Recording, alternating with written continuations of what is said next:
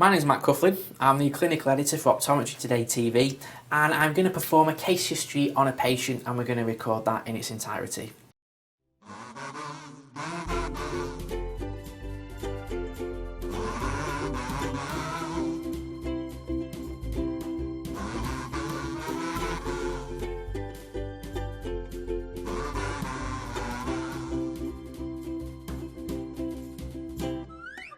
Well, good afternoon, my name is Matt. I'm going to be checking your eyes today. Hello. Okay, can I just check that you're still at Prospect Way, that's still your address, your GP is still Dr. Dean down at the medical centre, and we've got your date of birth, excellent. Yes.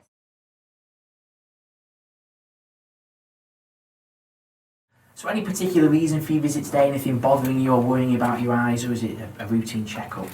Well, routine, but I think that possibly my reading vision might be getting a bit worse.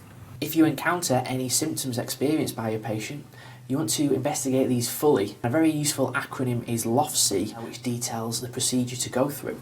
Okay, and is this both eyes you've noticed this deterioration in vision? Yeah. L stands for location. With blurred vision, for instance, this may be which eye is the patient experiencing the blurred vision in, or is it distance or near blur?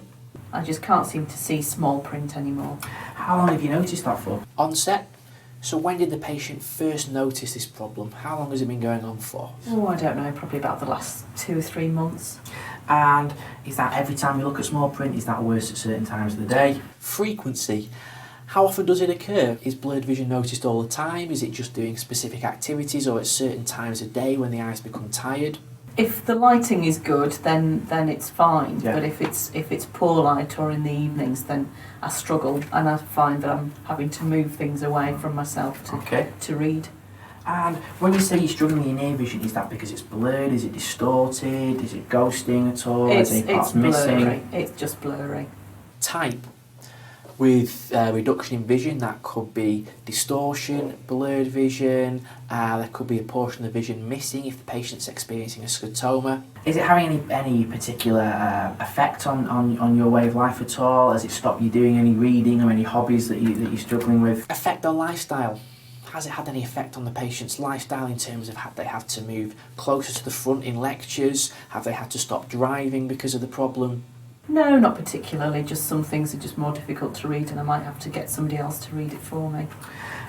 Is there anything that you've done that corrects it? For instance, closing one eye or using a magnifier or an old pair of ready readers or anything that have helped at all? Self-treatment.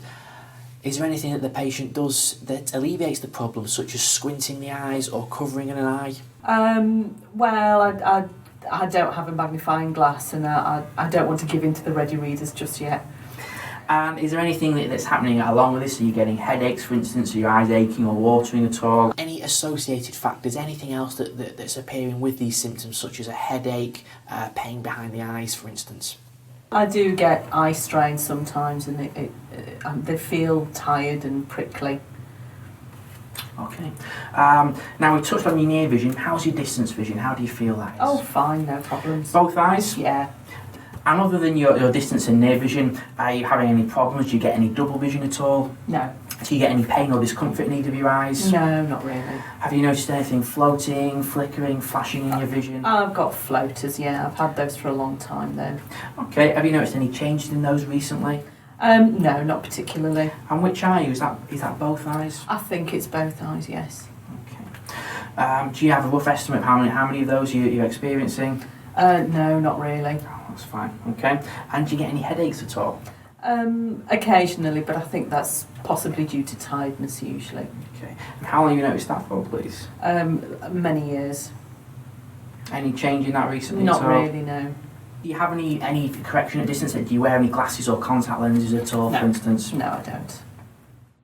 Moving on to the ocular history, we want to find out as much about the patient's eyes as possible, so whether or not they wear an optical correction, whether that correction's spectacles or contact lenses, and how long since they've had that correction checked or changed. So you don't currently have any distance or near spectacles at all? Have you ever had to wear any glasses or contact lenses for anything? I did used to wear glasses when I was younger. How old were you roughly when you got those glasses, please? Oh, about 7, I think.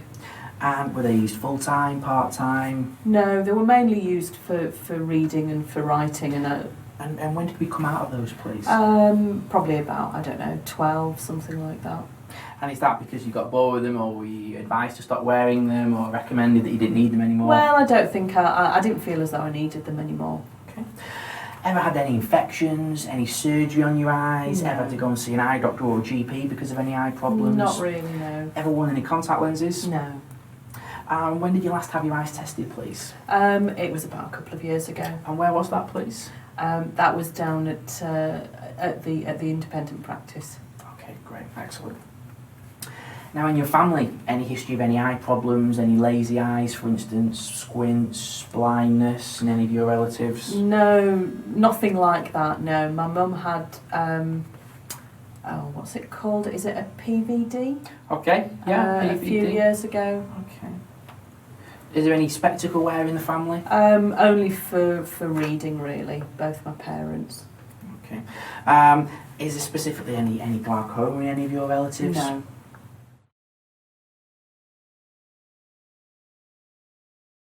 How's your health in general? Okay, I think. Do you take any medication for anything? Are you seeing your GP about anything at the moment? No. Do you have any allergies at all? I seem to be getting hay fever. How long have you suffered with that for, please? Well, only in the last few years, really. And do you take anything for that? I try not to, but I've had to resort to antihistamines this year. Okay. And were those over the counter or from Yes, your GP? yeah, they were from the pharmacy. You don't suffer with any diabetes, high blood No. pressure, heart problems? No. Okay, great. And when did you last see your GP, please? I don't know, too many years. Excellent. And in the family, any conditions running through your family members, such as high blood pressure, diabetes, heart problems? Yeah, I think my dad's under the doctor for high blood pressure, and I believe that there was also diabetes on his side of the family as well. And was that a late onset, do we know? Yes, yeah.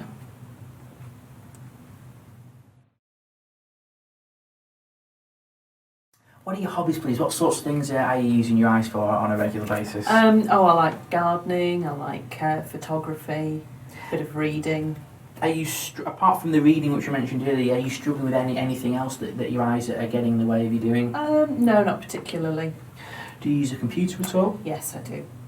How do you find that? Is it getting any eye strain with that at all? Are you able to see everything you want to see? Well, that's kind of becoming it's been a little bit difficult the last few months, especially if I've used it for a longer period of time. Okay. Do you drive? Yes. Are you a smoker? No. Finally, it makes good sense to go back through the case history with a brief summary at the end, just to give the patient an opportunity to give you any extra information that they may have forgotten and ensure you're on the right lines before you carry on with the rest of the test. To summarise, you're here for mainly a routine checkup, but you have noticed some problems with your near vision. You've noticed some blur and maybe some eye strain associated with that.